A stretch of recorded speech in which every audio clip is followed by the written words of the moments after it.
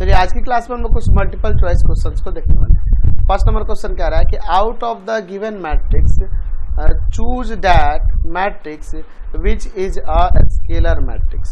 ठीक है, scalar matrix इसमें से कौन सा आएगा? तो देखो सब तो जीरो मैट्रिक्स है, लेकिन स्केलर मैट्रिक्स में क्या जानते हैं, सबसे पहले तो वो एक स्क्वायर मैट्रिक्स होना चाहिए। तो स्क्वायर मैट्रिक्स इसमें से कौन सा ऑप्शन दिख रहा है? ए नंबर। और यहाँ इसके प्रिंसिपल डायगोनल के एलिमेंट सेम होने चाहिए। तो यही देखो ये 0 0 ये दोनों सेम भी है, तो यही आपका स्केलर मैट्रिक्स दिख रहा है, ए नंबर है ना। क्वेश्चन नंबर 2 देखिए क्या कह रहा है, which of the given value of x and y make the following pair of matrix equal. अच्छा यहाँ पे क्या कह रहा है कि x y के किस वैल्यू के लिए फॉलोइंग पेयर इक्वल होंगे। तो चलिए इक्वेट कर देते हैं दोनों को। 3x प्लस का 7 5 y प्लस का 1 2 माइनस का 3x, और इधर है आपके पास 0 y माइनस 2 8 4। अच्छा यहाँ करस्पॉन्डिंग एलिमेंट्स को इक्वेट करते हैं। तो 3x प्लस का 7 इक्वल टू में 0 एंड 5 इक्वल टू में y माइनस 2 हो जाएगा। यहाँ देखिए 3x इक्वल टू में माइनस ऑफ 7, तो x का वैल्यू माइनस 7 y में 3 आ जाएगा। एंड यहाँ पर देखिए यहाँ पर y का वैल्यू क्या हो जाएगा? 5 प्लस का 2 7। अच्छा दो और भी दिए हुए हैं, इनको भी इक्वेट करके देखते हैं। यहाँ से देखो y प्लस 1 इक्वल टू में 8 हो जाएगा। ठीक है, तो y का वैल्यू यहाँ से 8 माइनस 1, यानी यहाँ y का वैल्यू आ जाएगा 7। तो y का तो 7 आ जा रहा है, सेम आ रहा है। x का देखते हैं यहाँ पर 2 माइनस 3x इक्वल टू में 4, तो यहाँ से माइनस 3x इक्वल टू में 4 माइनस का 2, तो माइनस 3x इक्वल टू में 2, डेट मीन्स x का वैल्यू माइनस ऑफ 2/3। यहाँ माइनस 2/3 और माइनस 7/3 ये दोनों इक्वल नहीं हो सकते हैं। ठीक है, सेम ही वैल्यू आना चाहिए, तो ये तो डिफरेंट वैल्यू आ जा रहा है, यानी कि नॉट पॉसिबल टू फाइंड कह देंगे। क्योंकि अगर मान लीजिए आप x का वैल्यू माइनस 7/3 लेते हैं तो ये वाले एलिमेंट इसके इक्वल आ जाएगा, लेकिन अगर माइनस 7/3 रखेंगे तो ये दोनों आपस में करस्पॉन्डिंग एलिमेंट इक्वल नहीं आएंगे, इसीलिए नॉट पॉसिबल टू फाइंड कहेंगे। या माइनस 2/3 पे ये दोनों इक्वल हो जाएगा, लेकिन ये दोनों इक्वल नहीं आएंगे, है ना। क्वेश्चन नंबर 3 देखिए, the number of all possible matrix of order 3/3 which etch entry 0 and 1, 0 और 1 को ही यूज करना है। तो 3/3 के ऑर्डर मैट्रिक्स में कितने प्लेसेस होंगे? टोटल 9 प्लेसेस होंगे। इन 9 प्लेसेस पे दो ही एलिमेंट यूज करना है, 0 and 1। तो यहाँ पे लिख सकते हैं number of all possible matrix, all possible matrix क्या हो जाएगा? All possible matrix. तो देखिए यहाँ पे 9 प्लेसेस है और 2 एलिमेंट है, तो 2 एलिमेंट को 9 प्लेसेस पे रखना है, यानी 2 का पावर 9, तो 512 आ जाएगा। डी नंबर आंसर हो। क्वेश्चन नंबर 4 देखिए, ए मैट्रिक्स दिया हुआ है जिसके एलिमेंट ए आई जे के फॉर्म में और ऑर्डर है m/n, यानी कि m रो है n कॉलम है। Is a square matrix. Square matrix कब होगा? जब ये number of row number of column के इक्वल हो जाएगा, यानी कि सी नंबर ऑप्शन हो। चलिए अब हम लोग देखते हैं नेक्स्ट क्वेश्चन 5 में। ऊपर इसके पहले दिया है कि assume x y z w p are matrix of order, इन सबके ऑर्डर यहाँ पे दिए गए हैं। Reference for question number 5 and 6। तो पहले 5 नंबर देखना है, क्या कह रहा है कि the restriction on n k और p, ये n k p पे क्या रिस्ट्रिक्शन होगा? So that P Y plus W Y will be defined as, अच्छा डिफाइंड आर। अच्छा जब कह रहा है कि पी वाई और प्लस का डब्ल्यू वाई डिफाइंड है, तो ये एन के पी के लिए क्या रिस्ट्रिक्शन होगा? देखिए ध्यान से, पी का ऑर्डर क्या है? तो पी का ऑर्डर देखिए, पी के नंबर ऑफ पी का ऑर्डर, तो यहाँ पी और ये क्या है जी? एल है क्या? p/1 दिया है, p/a k है, ठीक है, p/k ऑर्डर दिया है। p मैट्रिक्स का ऑर्डर p/k है, एंड y मैट्रिक्स का ऑर्डर, y का ऑर्डर ये रहा, y का ऑर्डर क्या होगा? ये सेकंड वाला 3/k। तो प्रोडक्ट के लिए आपको पता है py का ऑर्डर क्या होगा। तो py का ऑर्डर पहले तो यहाँ ध्यान रखना कि इसका नंबर ऑफ कॉलम इसके नंबर ऑफ रो के इक्वल होगा, तभी इन दोनों का प्रोडक्ट पॉसिबल, यानी कि k का वैल्यू 3 हो जाएगा यहाँ से, और py का ऑर्डर हो जाएगा इसका रो और इसका कॉलम, यानी कि इसका p/k हो जाएगा। उसी तरह से देखिए w इंटू वाई की बात है, तो w का ऑर्डर क्या है? तो w का ऑर्डर देखिए ये है n/3 एंड y का ऑर्डर ये ऊपर है ही 3/k। तो पहले इन दोनों का प्रोडक्ट कब पॉसिबल है, जब इसका नंबर ऑफ कॉलम इसके नंबर ऑफ रो इक्वल है, ये तो ठीक है। और W इंटू वाई का ऑर्डर क्या आएगा, तो इसका रो और इसका कॉलम आ जाएगा, n बाई k आ जाएगा। तो क्लियर है, k का वैल्यू 3 हो गया। अच्छा, अब इसके बाद देखिए, k का वैल्यू 3 हो गया। अब यहाँ देखो पी वाई और डब्ल्यू वाई का सम एग्जिस्ट कर रहा है, इसका मतलब दोनों का ऑर्डर सेम होगा, यानी कि यह p बाई के एंड n बाई के इक्वल होगा। तो इसका मतलब यह है कि यहाँ p इक्वल टू n होगा, ये तभी पॉसिबल है। तो ऑप्शन में देखिए p इक्वल टू n होना चाहिए एंड k का वैल्यू 3 होना चाहिए। तो 5 नंबर का यहाँ पर a नंबर दिख रहा है ना जी। क्वेश्चन नंबर 6 देखिए, यही सब ऑर्डर हमें यूज करना है, ये सब ठीक है। n इक्वल टू में p दिया है, then order of 7x minus का 5z, 7x माइनस 5z, जबकि n इक्वल है p के। चलिए x का ऑर्डर क्या दिया है ऊपर देखिए, तो x का ऑर्डर है 2 बाई n एंड z का ऑर्डर है 2 बाई p,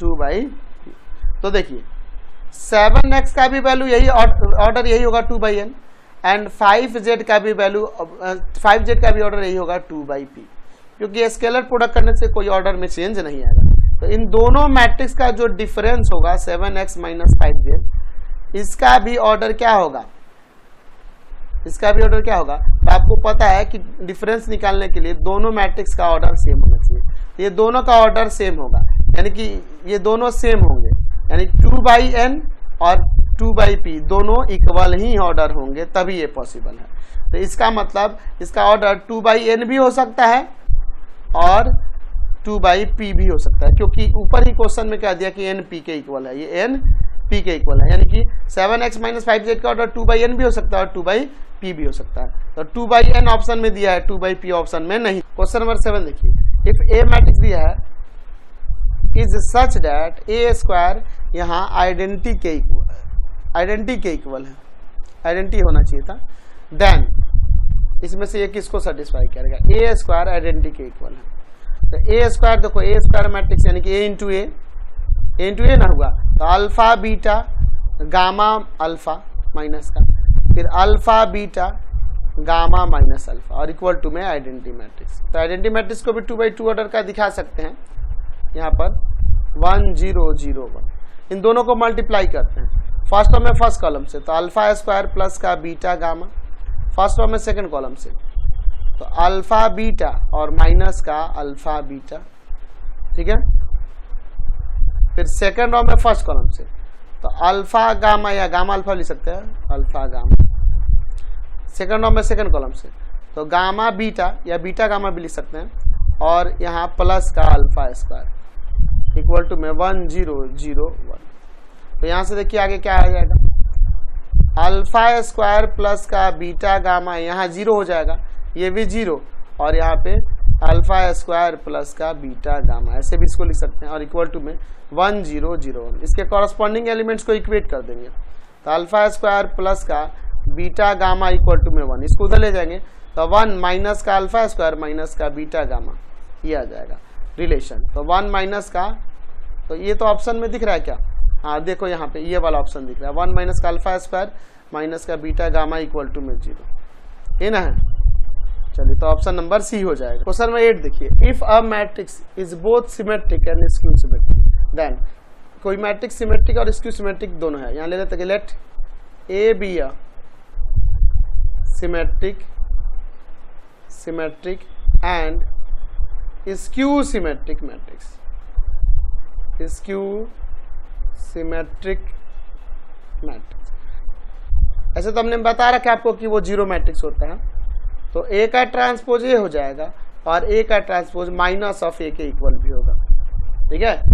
अगर सिमेट्रिक है तो ए का ट्रांसपोज ए, और स्क्यू सिमेट्रिक है तो ए का ट्रांसपोज माइनस ए, तो दोनों का देख रहे हैं कि दोनों का ट्रांसपोज, ए का ट्रांसपोज ए भी आ जा रहा है और माइनस ए भी आ रहा है, तो ये दोनों इक्वल हो जाएंगे ना, ए माइनस ए के इक्वल होगा, ये इधर आके प्लस का होगा, तो ए प्लस का ए इक्वल टू में 0, यहाँ से 2a इक्वल टू में 0 मैट्रिक्स, यानी a का वैल्यू आ जाएगा, एक 0 मैट्रिक्स हो जाएगा, समझ गए, a is a 0 matrix. Question number 9 देखिए, if s is a scalar matrix such that s i i equal to में k, ठीक है, एस स्केलर मैट्रिक्स है जिसके एलिमेंट्स जो है ना एस आई आई वाले वो के इक्वल है, and A is a square matrix of the same order. तो ए इंटू एस या एस इंटू ए किसके इक्वल होगा, समझिए एस स्केलर मैट्रिक्स है, ठीक है, जिसके एलिमेंट एस आई जे के फॉर्म में है, और जाहिर सी बात है, अच्छा ये दोनों का ऑर्डर सेम है, ए का भी, इसका ऑर्डर मान लीजिए वो n बाई एन ऑर्डर है सपोज, तो आप इसमें स्केलर मैट्रिक्स है, तो इसका मतलब अगर चाहो तो इसमें लिख सकते हैं, सपोज ये 3/3 ऑर्डर का है, ऐसा कोई ऑर्डर ले लेते हैं, सपोज ये 3/3 ऑर्डर का सपोज कर लेते हैं, तो इसके एलिमेंट यहाँ पे एस आई आई वाले एलिमेंट के हैं, तो बाकी सब तो 0 0 हो जाएंगे ना, क्योंकि स्केलर मैट्रिक्स है, ये होगा। And A is a square matrix of same order, A क्या है, कोई स्क्वायर मैट्रिक्स है सेम ऑर्डर का, ठीक है, ये भी मान लेते हैं 3/3 ऑर्डर का स्क्वायर मैट्रिक्स है, इसके एलिमेंट कुछ भी हो, suppose A B C D E F G H I. तो अब देखो अगर मैं ए इंटू एस करूं या एस इंटू ए करूं क्या आएगा, ये पूछ रहा है, तो समझिए इसमें से आप के कॉमन कर लीजिए, तो ये 1 0 0 0 1 0 0 0 1 हो जाएगा। डेट मीन्स ये के इंटू में ये क्या हो जाएगा, एक आइडेंटिटी मैट्रिक्स हो जाएगा। तो अगर हम लोग यहाँ ए इंटू एस की बात करें, तो ए मैट्रिक्स आपका जो भी हो, एस क्या हो रहा है, के इंटू में आइडेंटिटी के इक्वल हो रहा है, तो आपको पता है इसे आप के इंटू में ए इंटू आइडेंटिटी भी लिख सकते हैं, ठीक है, और ए में आइडेंटिटी से मल्टीप्लाई होगा तो वही मैट्रिक्स ए ही आ जाएगा, तो ये के इक्वल हो जाएगा ना जी। C number and question number 10 देखिए, if A is a square matrix और ए का स्क्वायर ए के इक्वल है, तो इसका वैल्यू किसके इक्वल होगा, आइडेंटिटी प्लस का ए का क्यूब माइनस का 7a।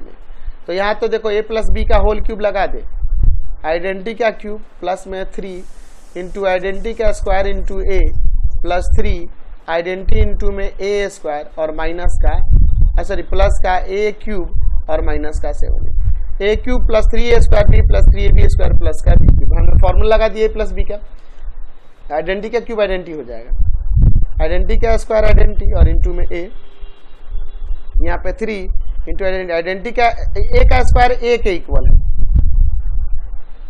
ठीक है, तो ये हमने इसको रख दिया। देखो ए का स्क्वायर ए, तो इसको ए स्क्वायर इंटू ए करेंगे, आप ए क्यूब को क्या लिख सकते हो, ए स्क्वायर इंटू ए, तो ए स्क्वायर तो आइडेंटिटी हो जाएगा ना, सॉरी ए स्क्वायर तो ए ना हो जाएगा, तो इसकी जगह ए और इंटू ए ऐसे लिख सकते हैं ना, हम इसे ए इंटू ए नहीं लिख सकते क्योंकि ए का स्क्वायर ए है,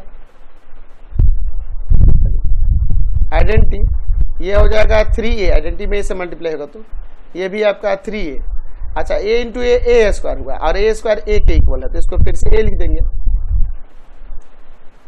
तो आइडेंटिटी और प्लस में 3 3 6 और 7 माइनस 7 है, तो ये तो कैंसिल हो गया, हमें आइडेंटिटी मैट्रिक्स मिल जाएगा, तो सी नंबर आंसर हो जाएगा। नेक्स्ट क्वेश्चन देखिए 11 नंबर, if A and B are symmetric matrix of same order then A B minus B A क्या होगा, A and B are symmetric matrix of same order, अच्छा A and B are symmetric, तो जब symmetric होगा तो A का transpose A and B का transpose B हो जाएगा, तो पूछ रहा है A B minus B A क्या होगा, तो ए बी माइनस बी ए का चलिए ट्रांसपोज निकालते हैं, तो आपको पता है कि ए और बी के डिफरेंस का ट्रांसपोज उनके अलग अलग ट्रांसपोज के डिफरेंस के इक्वल होता है, तो यहाँ से हो जाएगा ए बी का ट्रांसपोज माइनस बी ए का ट्रांसपोज। फिर हम लोग एक रूल जानते हैं कि ए इंटू बी का जो ट्रांसपोज होगा वह इक्वल होता है बी का ट्रांसपोज इंटू ए के ट्रांसपोज, तो यहाँ बी का ट्रांसपोज इंटू ए का ट्रांसपोज, यहाँ हो जाएगा ए का ट्रांसपोज इंटू बी का ट्रांसपोज, तो बी का ट्रांसपोज बी, ए का ट्रांसपोज ए, बी का ट्रांसपोज बी, ए का ट्रांसपोज ए। अब हम लोग ऊपर देखे हैं, चलिए तो अब इसे देखिए, इसे ऐसे लिख सकते हैं बी ए और प्लस में माइनस ऑफ ए बी, ठीक है। अब यहाँ लिखते हैं by commutative law, commutative law, तो कम्यूटेटिव लॉ से इसे माइनस का ए बी प्लस का बी ए नहीं लिख सकते हैं, माइनस कॉमन करिए ए बी माइनस बी ए आ जाएगा, तो हम देख रहे हैं कि इस मैट्रिक्स का ट्रांसपोज इसी मैट्रिक्स के निगेटिव के इक्वल हो रहा है, तो ये स्क्यू सिमेट्रिक मैट्रिक्स हो जाएगा ना, स्क्यू सिमेट्रिक मैट्रिक्स हो जाएगा। क्वेश्चन नंबर 12 देखिए क्या कह रहा है, suppose A is a symmetric matrix of integers with 0 on it's main diagonal. अच्छा, ए सिमेट्रिक मैट्रिक्स है विथ इंटीजर्स हैं उसमें और 0 है उसके मेन डायगोनल में, ठीक है। Then the sum of the entries of A must be N. अच्छा देखिए, तो देखिए हम लोग उसी तरह का ए मैट्रिक्स बनाते हैं।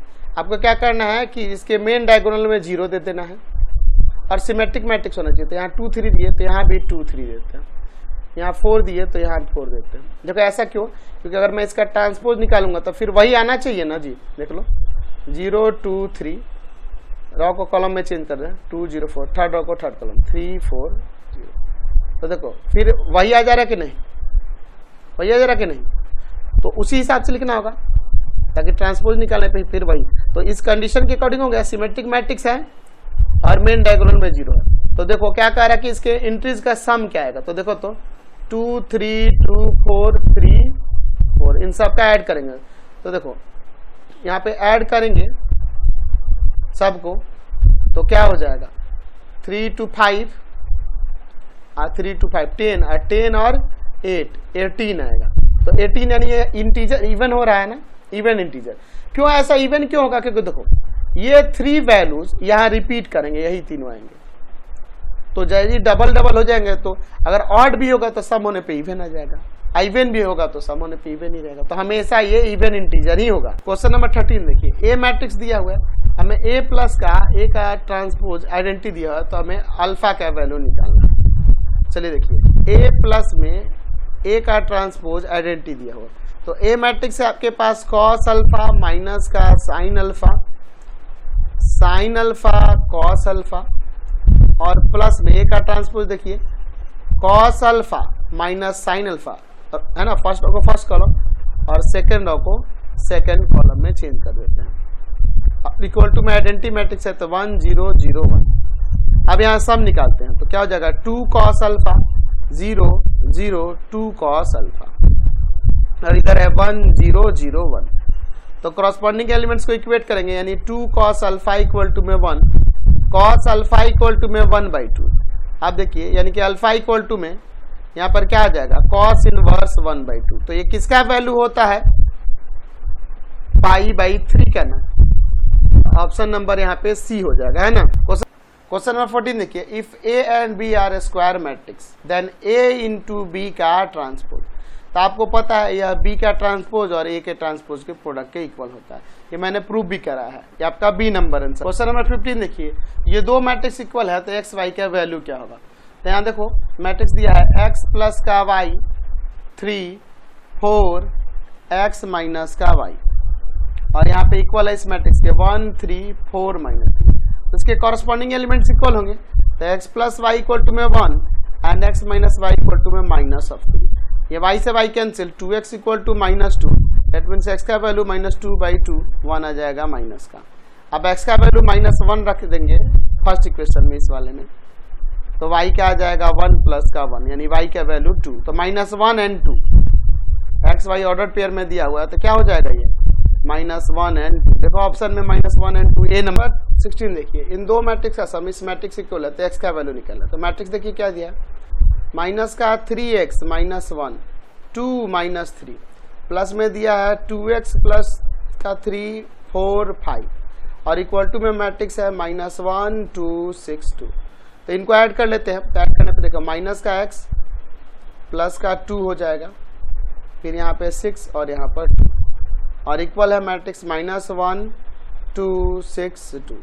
तो क्रॉसपॉन्डिंग एलिमेंट को इक्वेट कर देते हैं। -1 equal to -1 minus minus cancel x का वैल्यू 1 यानी कि A number option. Question number 17 देखिए, a प्लस बी मैट्रिक्स दिया है और a -2b मैट्रिक्स भी दिया है तो a का वैल्यू निकालना है। तो a प्लस बी मैट्रिक्स दिया है आपके पास 1 0 1 1 एंड यहाँ पर a -2b मैट्रिक्स दिया हुआ है -1 1 0 -1। तो ये equation first and equation second, इसमें मल्टीप्लाई कर दिए 2 से और इसमें 1 से। ऐसा इसलिए कर रहे हैं ताकि हमें ए का ही ना सिर्फ वैल्यू चाहिए तो बी वाला कैंसिल कर देंगे। 2a प्लस का 2b इक्वल टू हर एक एलिमेंट में 2 से मल्टीप्लाई किया 2 0 2 2 और यहाँ पे a माइनस का 2b इक्वल टू में जो मैट्रिक्स है -1 1 0 -1। यहाँ देखिए ये ऑलरेडी प्लस माइनस में कैंसिल, यहाँ 3a हो जाएगा और इनके क्रॉस इधर आ जाएगा आपका, ऐड करेंगे तो 1 1 2 और यहाँ पर 1, यही ना आ जाएगा जी।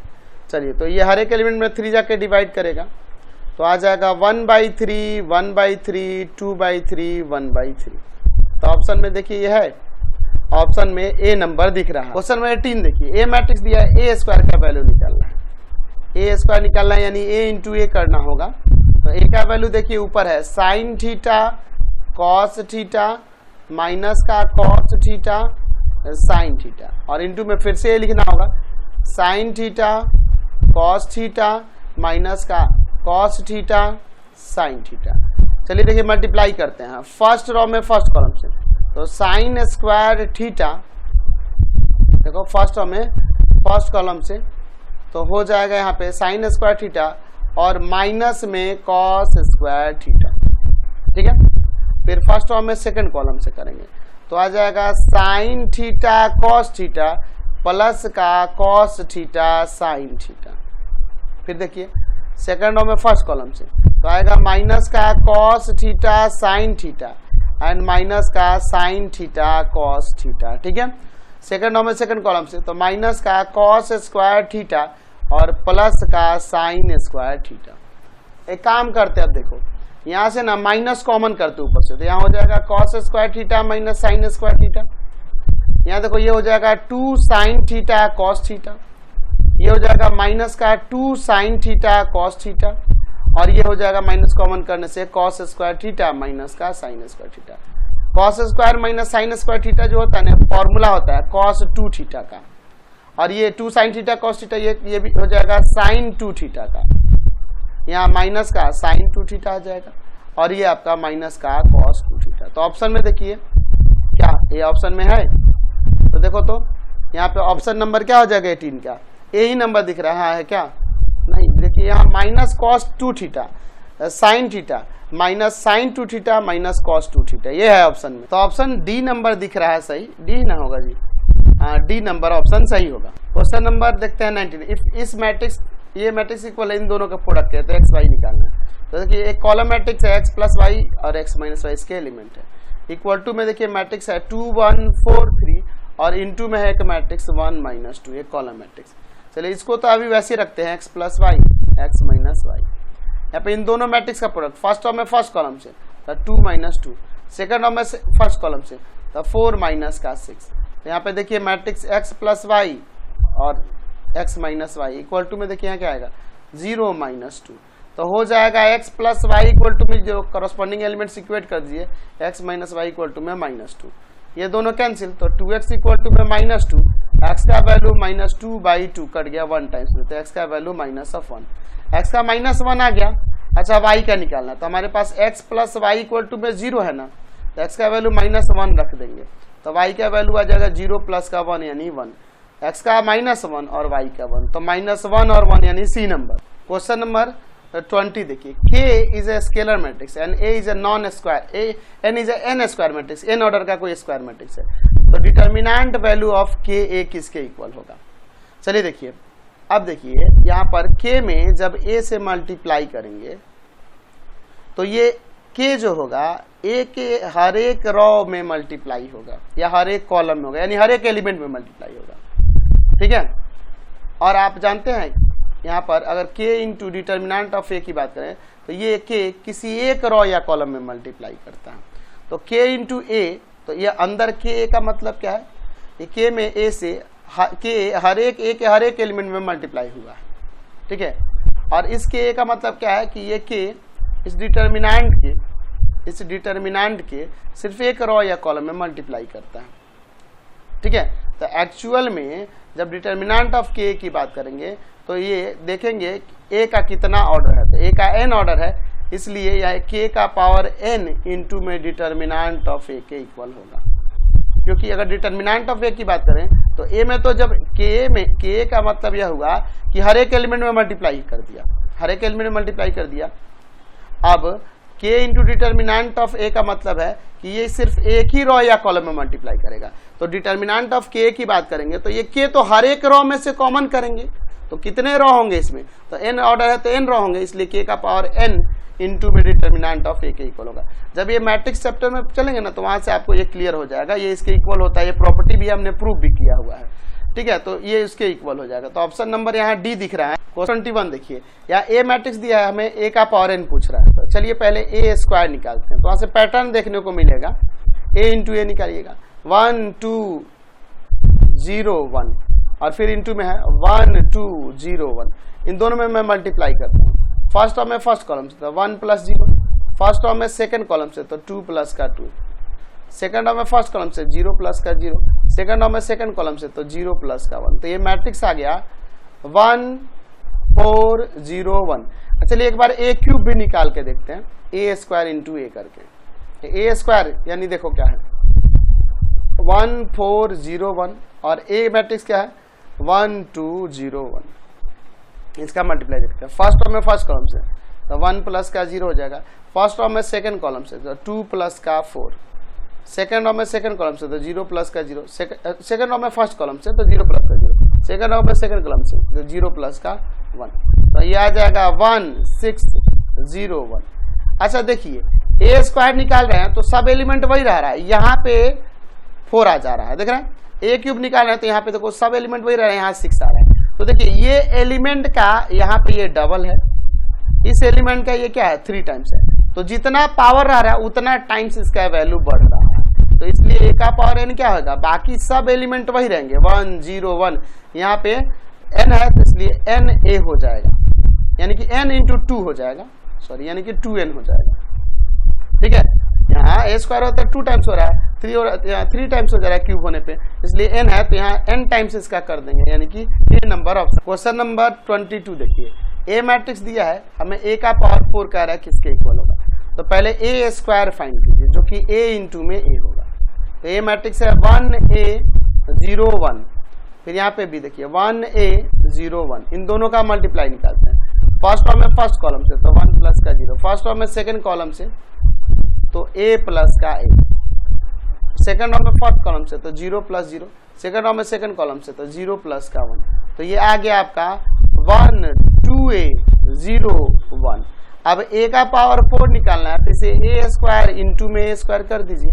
तो a स्क्वायर, तो हमारे पास a स्क्वायर क्या है 1 2a 0 1 1 2a 0 1। अब इन दोनों में मल्टीप्लाई करेंगे। फर्स्ट टर्म में फर्स्ट कॉलम से तो 1 प्लस का 0, फर्स्ट टर्म में सेकंड कॉलम से तो 2a प्लस का 2a, सेकंड टर्म में फर्स्ट कॉलम से 0 प्लस का 0, सेकंड टर्म में सेकंड कॉलम से तो 0 प्लस का 1। तो यहाँ से a का पावर 4 क्या आ गया, a का पावर 4 क्या आ गया 1 4a 0 1। ये देखिए तो 1 4a 0 1 डी नंबर हो रहा है।